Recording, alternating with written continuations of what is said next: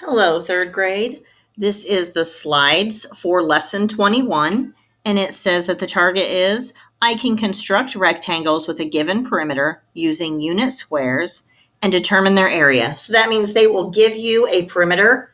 You have to find out what the length and width is, and then you can figure out what the area is. So I'm going to go over that a little bit. So if you had some centimeter grid paper, which I know is available on some of your worksheets, so just think about that paper that has all those squares. You might need to shade and label as many rectangles with a perimeter of, say, 16 centimeters. So you need to start by finding half of the perimeter. So think about if it's half, you are going to be dividing that number by 2. So 16 divided by 2 is, and they already have the answer right there, of 8. So we have to write an addition sentence that equals 8. The numbers in the addition sentence are the lengths and widths. So what could we add to get 8? 2 numbers. So we could do like 4 plus 4.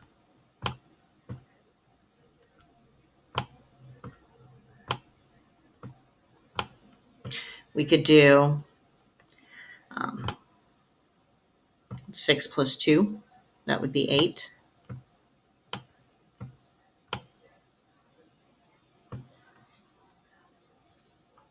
You could do 2 plus 6.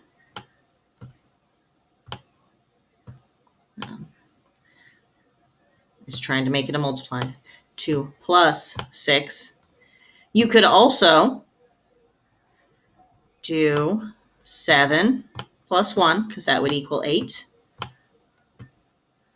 Or 1 plus 7.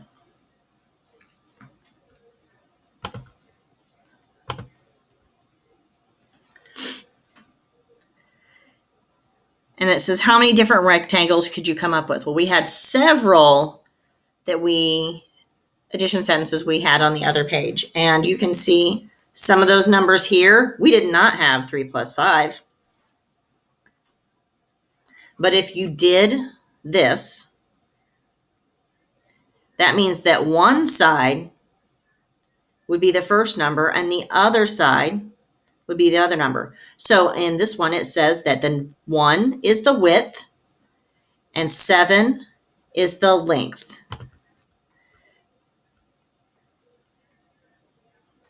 So 1 is the width, 7 is the length.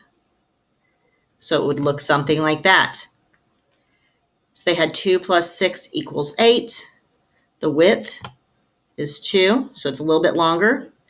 And the length is 6.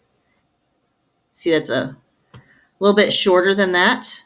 I'm guesstimating because I don't have a grid paper in front of me. 4 plus 4 is easy. Looks just like that. Every side would be the same because the width would be 4 and the length would be 4. And then 3, there's 3, because it's a little bit longer than 2 and not quite as long as 4. And then 5, a little bit longer than 4, not quite as long as that. I'm going to label these sides so you can see the width and the length. I hope that this helps you when you are working on the workbook page.